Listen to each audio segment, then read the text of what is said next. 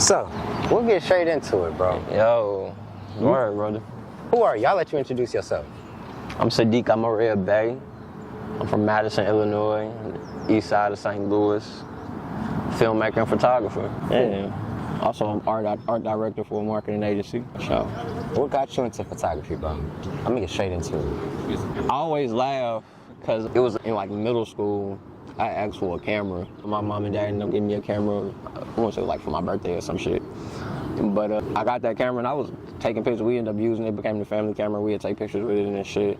But I never really thought nothing of it. We always, when I was a kid, used to always love our photo books and our photo albums, going through the pictures and shit. I used to always love that, but it just never really like pieced together for me for real. Not just with photography, but filmmaking. Like we went to the movies a lot. Me, my cousins, my aunties, my mama. Like my mama's side and her sister, they love movies. They love watching movies, going to the movies.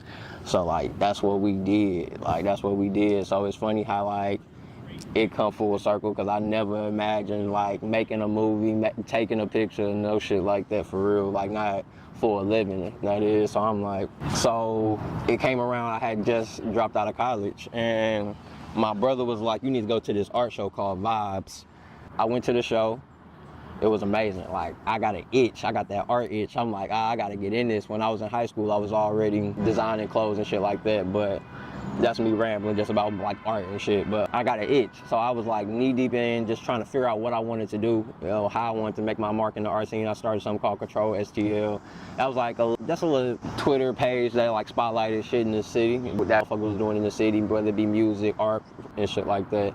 So we was just spotlighting a lot of shit for real. We weren't doing nothing crazy. And vlogging, we was doing vlogs at the time with my man's Kels, and it was like the big three. That was my two guys that I came into the art with in St. Louis. So Jim Al's was another like doing the same thing Control STO was doing. They was just promoting people in the city, but they hosted a show, a concert for local artists and shit. That night, I'm helping them set up because I was real close to the guys that was running it at the time.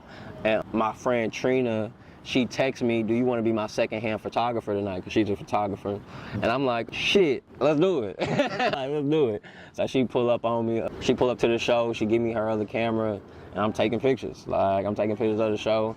And they gassing me. And I was like, it was some good shots, but they was trash for real. They was trash, but they gassing me. My friends, they gassing me. They like, you should do this for real, whatever. So I'm like, whatever. So I'm chilling with a friend at the time named Stu.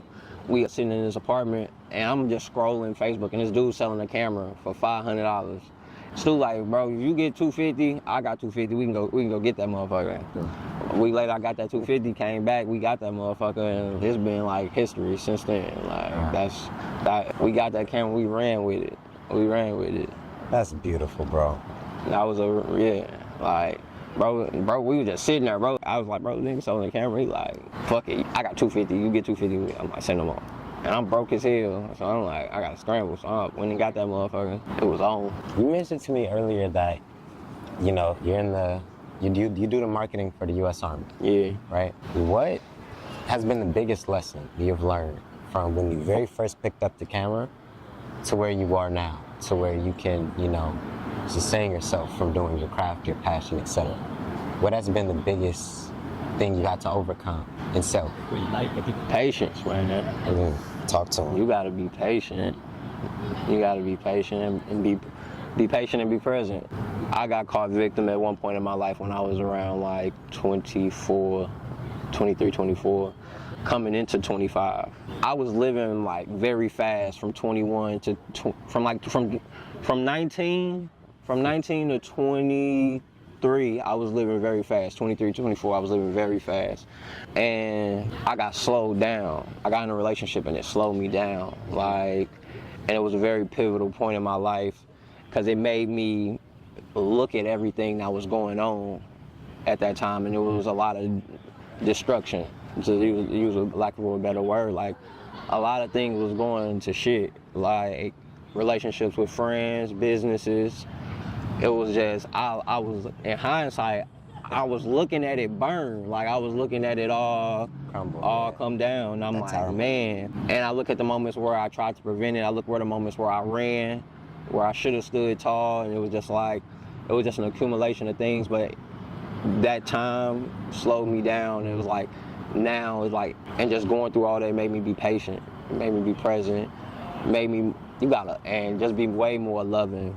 I lost a lot of friends. I lost a lot of cousins. Like, life happens in that period, so it take a lot out of you. You can use that energy very negatively if you choose. But I had to pivot. I had to pivot for sure. That's big, especially start talking about patience and stuff like that. A lot of men actually don't realize that. They say women make you comfortable, so they slow you down. Yeah. Right? But they also don't realize that sometimes it helps you realign your life. You get back on track. Man. Because you start thinking less about yourself and you start thinking about the other person. It's another person involved now. Yeah. So your decision making gotta kind of change. I agree. Yeah, it was a very like codependent relationship because I needed her and she needed me. So my mama raised me right. I like to say, you feel me? I want to take care of a woman. Like that's my objective. Like I take care of the women in my life when they ask me for something, I give willingly. Like so, I want to take care of women. And when she first got with me, I was able to do that. I was able to take care of, and it got to a point where I couldn't because I'm pivoting. Yeah. I'm pivoting. I can't make my money like this no more. And we ain't gonna lie, it slowed up. Like everything's slowing up now. Like it ain't so hot as it used to be. Like them trips, them shoppings, like it ain't everything ain't as hot. Like I just can't send you to go get your nails done as quick as I can. I never want to see a woman take on the burden of the financial load. And to have to go through that, it do something to you as a man. It do something to you as a man. And I couldn't stand in that and be in that because that's not who I am. That's not how my mama raised me. That's not what I subscribe to as a man. Like so, and then it's just you have and then with that comes other issues. I'm not happy with myself because I'm not making money how I'm used to. We attach ourselves to our dollar amount. Yeah. It's like it affects our self-esteem when we don't have money. And then it's like, and then in the midst of me having this wonderful relationship at the time and watching how I'm running a record label with a good friend of mine and he gets sick and now it's all going to shit and we got motion. Like we got motion. We on the front page of Complex. We moving. We talking to record labels. Things are starting to happen. It fails, and then your relationship fails, and then it's just you. Hey, that's those tower moments. We all go through them. And then it's just you, and that's where the patience comes in. That like it's hard to look yourself in the mirror, but you gonna love what you see if you start long enough. How did the relationship handle the pivot? A lot of people in today's age, those type of things, when money's involved, people have to step back from their normal day-to-day lives. It's either you have a supportive partner who's willing to sit with you through that pivot, For sure. or you lose the partner while you pivot. I mean, how did you guys balance that, Because I know you had to have some type of conversation with her at some point. Oh, it was terrible. Balanced it terribly. We were the community, like me and her, we prided ourselves on we didn't really argue, we talked. We sat and communicated. And when you love somebody, things get heated, emotions are like, we raised our voice, but it wasn't nothing crazy, but we didn't handle it well. I didn't handle it well as far as I could have talked way more. I could have communicated way, way, way more. And that's just not who I was at the time. I bottle everything in and I put it in the art. That's what I was doing. That's how I was constructed because I didn't have no outlet. My parents weren't 100% on art when I started pursuing it. And then when you accumulate me with them side-eyeing me because I got a red flag in my pocket, so now it's what is he really on for real? So now it's I always felt like I was really by myself. I didn't feel like that for a while. So it's I'm not used to communicating and talking. Even doing this, motherfuckers don't see this, you talking like a motherfucker, but it's that's who I am now. That's who I am now. I grew into that, being able to communicate and talk about my feelings and express my feelings and just be able to talk about myself, but it's just being more comfortable with who I am. Not to cut your wisdom, but to just round it off, we could have talked more. I could have talked more. I could have been better about what I was feeling, but I wasn't sure what I was feeling. I was very uncertain. I wasn't dedicated to anything. outside of my art, for real. So that's my girlfriend. I love her, but I wouldn't dedicate it to it how I need it to be, and that's on me. Most of the weight in the relationship is on me, because I just wasn't as dedicated. That's big. That's actually very healing to hear, that perspective. You weren't dedicated to anything outside of your craft. Yeah, I wouldn't. You know, I wouldn't dedicate it to my family. I wouldn't. All I wanted to do was figure out how to do this. That's all I wanted, bro. Like, and now I want so much more. I want so much more. I want a family, bro. And I always wanted these things, but I didn't know how much it meant to me until post that relationship, because I was in that relationship for like 2-3 years, and not even in, because it's like we broke up at a point, and then we just kicking it still, and that's where the damage is done, for real. And that's where the damage was done. So it's just like, but it was like just still being in. That's where I gained all of that. That's where I gained all of that. That want for a family, that want for affection, that want for love. I thought I could do it on my own, twin. I can't. I'm pussy. I'm pussy. I need a woman. I can't do it. I can't do it. We need. On me, bro, you realize you just try to thug it out, man. These emotions be heavy. They be heavy. My little cousin got killed 2 weeks before his graduation, and she had to see me through that. Men always typically need some type of woman next to them when they're dealing with heavy amounts of emotional weight. Because I don't know, it's just something about a woman. It's when they truly support you, or if they truly stand by your side, it accelerates the healing process by like 1,000,000. When you're by yourself, everything's bottled up. You can only comfort yourself so much. Like, you can know that you're okay, you're just dealing with something. But it really takes somebody outside of you sometimes to be like, I understand you, I see you. Like, that'd be my thing. That'd be what I be like looking for, like somebody that say, I see you for real. Like, ain't nobody really said that. Like, I see you. Like, I know you. Like, cause man, love is an action, bro. Love is an action. Do I feel seen? Is a heavy question for me. It's a heavy question for me in general, not even just by a woman. That's what content is teaching you. Just even by my man. That's a heavy question, because you know I've been thinking about fame. I know what I want. Because of how things are set up, I don't feel like just from a mindset wise, it don't seem like it's obtainable without the fame. But I want that. Like, I want that. That singular thing though, that singular thing that I'm talking about, I want to be the first black director to win Best Director at the Oscars. It's been 6 nominated, none have won. Can they turn that off or get away? I'm not a hating ass nigga. I'm not, but he's just on the sidewalk with his, like, yeah, bro, turn it off or something.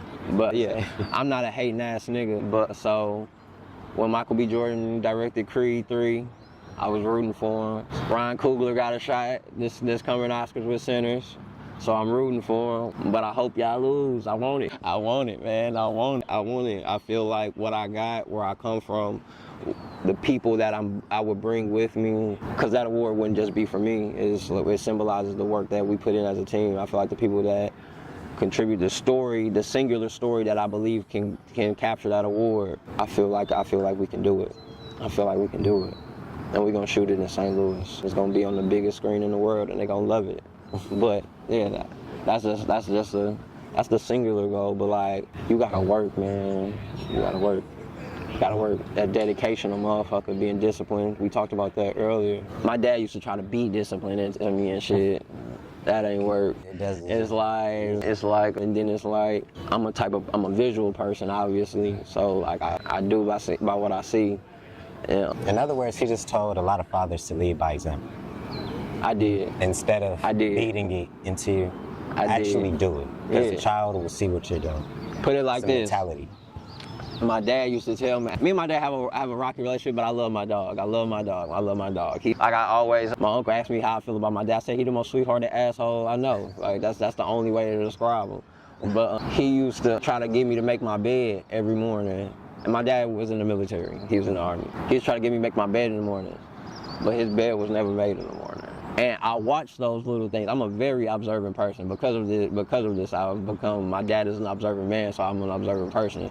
I'm an observant man as well. So, but I watch those little things, and I'm a much more disciplined man, tidier man now than I was obviously when I was a kid. But I try to my best to lead by example for my little brother, my little god brother, and stuff like that, for my sister. Try to be what I necessarily didn't have all the time, because you need structure. And though my dad tried to give structure, I don't think he knew how to provide it. And as a black man, external factors get in the way as well. But at the same time, I feel like can't nothing get in between of fatherhood, what you got to do as a father. You know, I don't want to make it where it's like a one-sided thing, you know? Yeah, no. If you have any questions or anything you want to ask me to dig into my path and my journey, let's do it. Okay, yeah, let's do it. Yeah, let's bounce off, for sure. Yeah. Switch focus a little bit. How did you get here? Like, from what made you pick up the camera, and what led you with your grandfather to lead the path that you're on right now? Because he's an amazing man that I've come to find out and know. Like, the history of the Wise Prophets is heavy. You royalty, for real. You know, that isn't the first time I've heard that. I'm sure. Now, wow, the fucker, as soon as I want to talk, that's divine, that's trying to block that message. But nah, I feel like I was raised very humbly. So when it comes to that word, royalty, all that other type of stuff, I usually don't even know how to react to that, because I see myself as equal to the majority of people. As you should. And I don't know, I guess since I was like born into the music, I was kind of sheltered away from it because I lived with my mom, right? So that's how I got my business acumen, you know, entrepreneurial spirit, like that's what really drilled that into me, where I don't want to have no authority telling me to do all, right? Mm-hmm. But then when I picked up my camera, it was because one of my friends was a musician or artist and a rapper, and he had a camera. And I knew how to edit already because I was editing since I was like 13, 14 years old. Mm-hmm. I was making content, Black Ops Call of Duty videos. I was a gamer. So I knew how to edit and do visual effects. I was like, why not shoot you a music video? And, you know, life was happening. The environment was doing things. That was giving me signs like I need to quit this job. I should probably stop going over here, etc. And it ended up with me quitting my job, going to film school, and trying to go all in. And I was broke for a very long period of time. Like even now, it's still rocky. I'm not even gonna act like I'm like a millionaire or something like that. I'm not poor. I can pay my bills. Okay? That's all the blessing. That's all I have. That's the blessing. I would let them pass. That's the blessing, paying bills. Oh yeah. Like, we ain't fucked up. Yeah, so that's the blessing. We ain't millionaires, so we ain't fucked up, you feel me? Exactly. And that's the blessing, you know.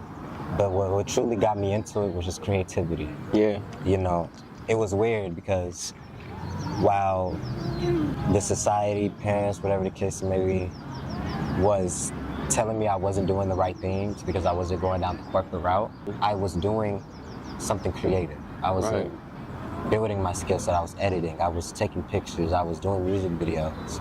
And over time, I started to see less of the need for the job and more of the need for my creativity, because that's the core root of it all. The more I trust myself, the more I go all in, the more I see examples of other people doing it, the more it shows me that I was gave that gift for a reason. Damn, I was going to cut your wisdom, but you answered my question that I was going to ask to cut your wisdom. I was going to ask you to cut your wisdom, why do you create? That was exactly what I was going to ask you. Like, you was getting right into it. You flowed right into it. It's just me. I think it's my self-expression. It's who I am in a way. I'm very introverted, right?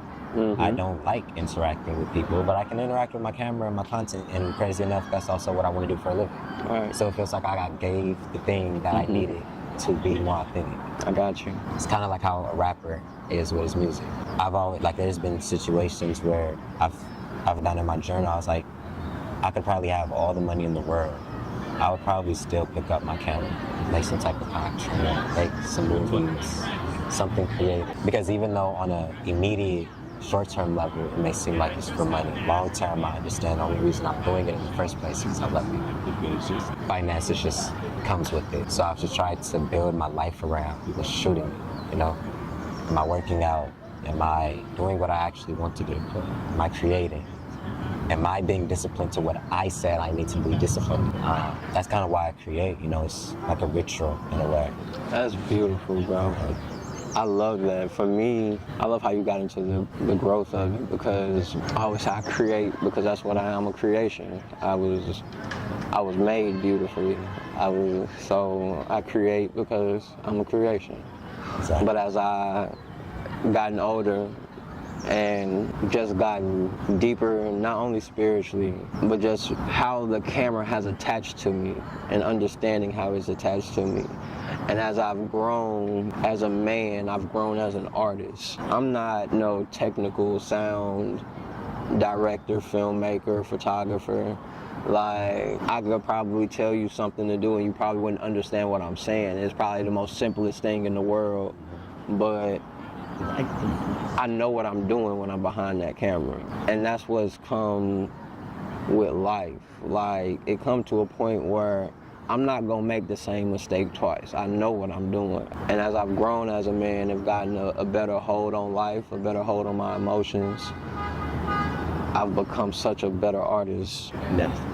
So I create to continually see the growth, not just in self, but in the world, because I'm a storyteller at the core. I'm a reformed liar. I was a liar as a kid, so you tell stories. As your granny say, you gotta stop telling all them stories. Like, but I never stop, granny. I never stop. I never stop those. But now they realistic stories. It's things that really happened, and we expounded on them for the sake of the fluff, but I'm a storyteller, and at the core of every story is a shared experience. And if you could tap into that shared experience, then job well done.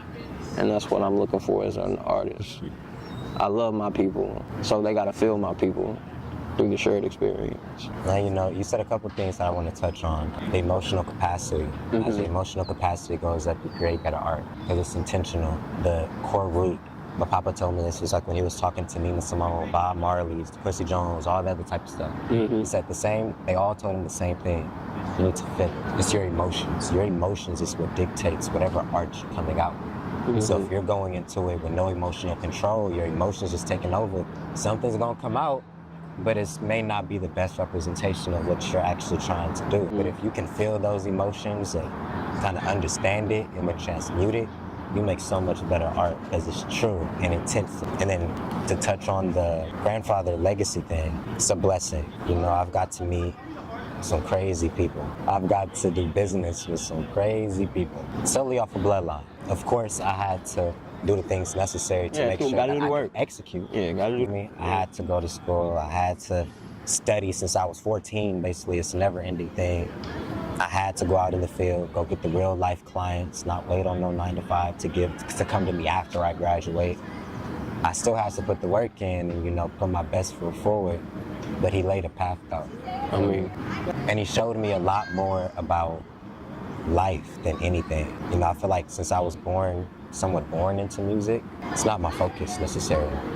Like, for some reason I understand it's always just like an arm's reach away. So my focus went on to other things, like who am I as a man? What do I actually enjoy? What is my purpose? What is out there other than the celebrities, fame, all that other type of stuff? Not saying that I wouldn't want that eventually for myself one day. I've always said being a rapper sounds cool as hell. I mean, you feel me? I've always said if y'all ever see me rapping, it's because I'm already rich and I have nothing else to do. But I don't know.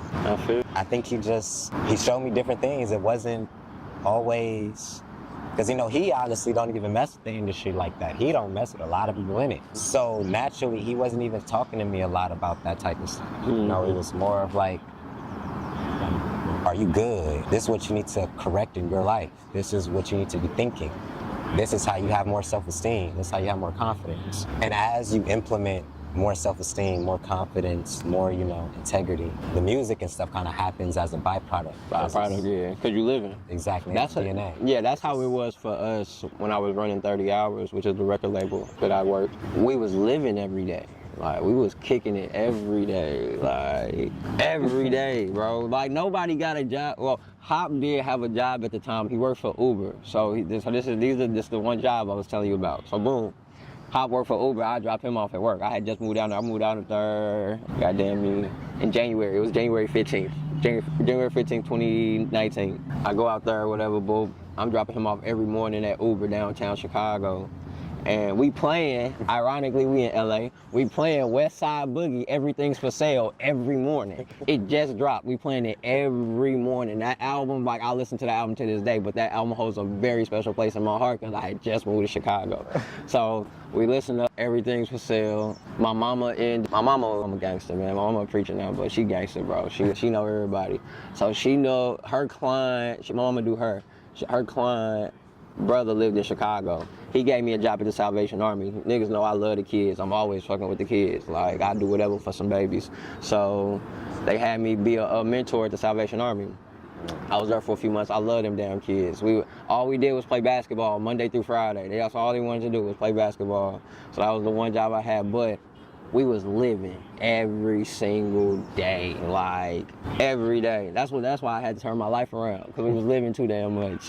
we was living, but it was fun. I became a man in Chicago. The music was a byproduct of everything we was doing. Like, that music was so good because we were dedicated. We was dedicated, disciplined. Like, every day we lived in a studio apartment making Black Onyx, bro. Like, I slept on a futon. He slept on an air mattress.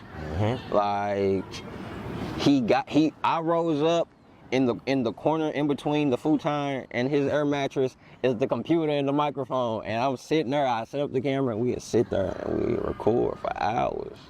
We'd probably go out to the Burbs and go to Shy crib and record with Shy. We had another studio, I think it was like on the west side of Chicago, that we would slide to, where the homie Banks was at. But every day was an adventure. Every day was an adventure. Shout out to my second home in Chicago, all is well. I love my people out there, man. Chicago is home. It's my second home, bro. I love Chicago. Love the shot. You have a question? Yeah. Where do you want to take this thing? Like, what's the end goal? The end goal. Like, if you, this the question, because I want to tell the world. I want to ask my current girl this, but I'm waiting until I get back to the city to see her tonight. If you could do 3 things in this world and you knew you couldn't fail, what would you do? One of the first things I would do is I would make a legacy movie about my bloodline. I would have it properly funded, properly executed, properly distributed to where it reaches the people in its own integrity, how it should. I would be the director of that, of course, / producer. That would be the first thing I would make sure it gets done. I would give respect to what came before me. And if I know it wouldn't fail, I'd knock that out. Principle, you feel me? The second thing I would do is I'd keep putting out movies. I just keep hitting y'all. I just keep hitting that big screen. Y'all wouldn't get enough of me.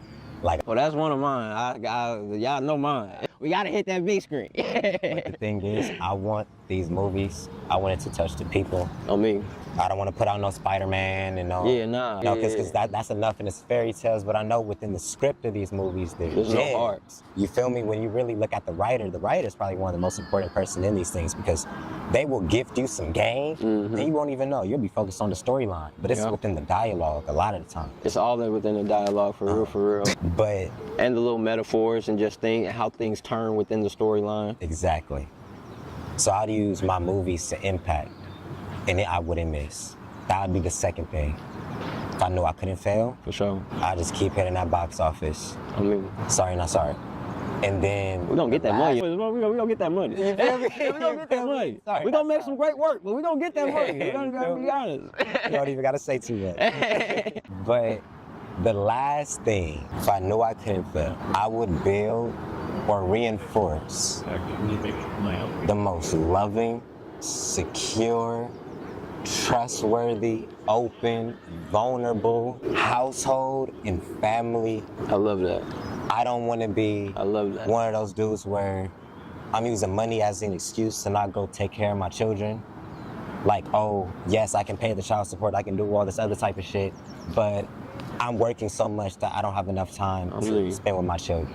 That's why I do things where I don't necessarily have to be where you're at to get it done. That's why I do editing. That's why I do high ticket sales in that area. That's why I do creative consulting and stuff. My nigga like said that. High ticket sales in that area. That's bag talk right there. Yeah, I like that talk right there. Yeah. That's why I focus over there, because like if I could just be chilling up in my crib, chilling up in my little my little apartment, my girl there, my kids there, they can simply walk over to me. I can stop at any moment, go take them to the park. I mean, Go chill, go watch a movie, then go back to what I was doing. alhamdulillah. Like, I don't want my children to be traumatized from shit I'm doing to them. And even though I know it's going to happen, I'm going to traumatize them in some facet because I'm not perfect. Nobody's perfect. Nobody is. But I don't want my child to feel any sort of disability in self because of the parents, me and the mother. I mean, If you're dealing with any adversity, it's because the world is putting it on. are you consciously making dumbass decisions? Exactly. That's what I'm saying. Yeah, I just make sure the family is intact. Those are the two things that I give a fuck about the most. I love that. My career, I don't. Like, I need to make, that money is getting used for other things too. There's so many different parts to that. Once you get the bag, there's people I need to help. There's children I need to help. There's countries in dire need of the US dollar. For a fact. I could run up a bag over here and take this to Africa. For a fact. You know what type of movements I could do? No, you know what type of developments you can make in Africa, South America, Mexico, running up a bag in America?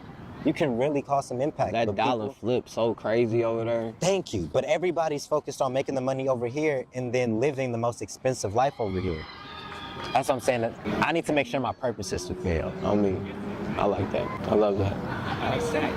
I guess that's probably should have been one of the things I said, but it's all just tied into purpose. I mean, I love It's my it. family and am I touching people like how I need to?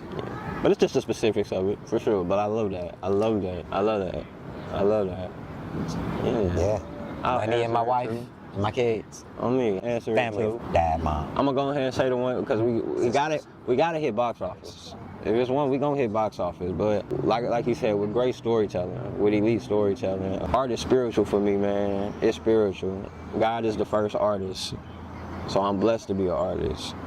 So the art gotta speak for itself. But if God in it, the money ain't gonna come, so it don't even matter. So that's one.